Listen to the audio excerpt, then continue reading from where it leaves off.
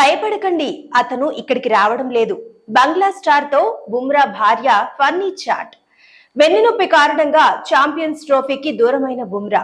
ఈ క్రమంలో బంగ్లా ప్లేయర్ మెహదీ హసన్ మీరాజ్ తో బుమ్రా భార్య సంజన ఫన్నీ చాట్.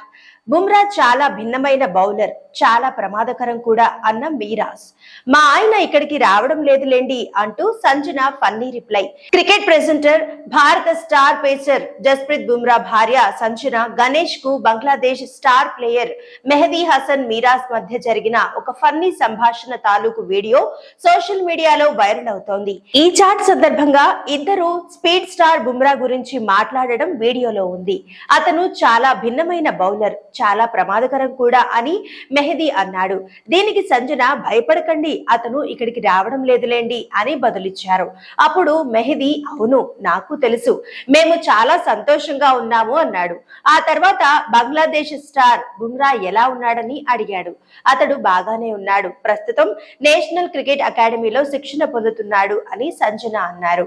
ఇదిలా ఉంటే ఈ ఏడాది జనవరిలో బోర్డర్ గవాస్కర్ ట్రోఫీలో భాగంగా సిడ్నీ వేదికగా జరిగిన 5వ టెస్టులో బుమ్రా వెన్నునొప్పితో బాధపడ్డ విషయం తెలిసిందే. దాని నుంచి పూర్తిగా కోలుకోవడంతో ప్రస్తుతం జరుగుతున్న ఛాంపియన్స్ ట్రోఫీకి కూడా దూరమయ్యాడు.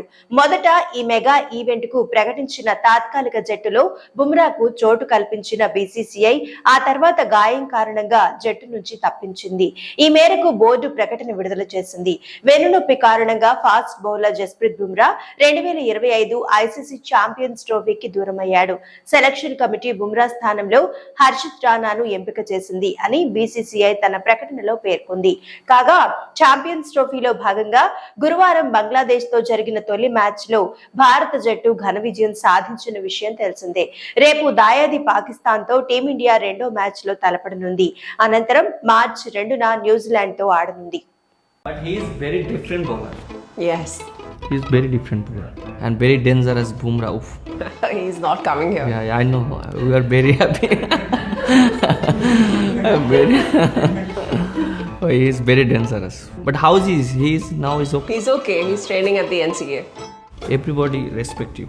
He's every batters. I got him out 2 times previous test matches. In Kanpur and I got 2 times out. Now he's improved a lot. He ball both sides.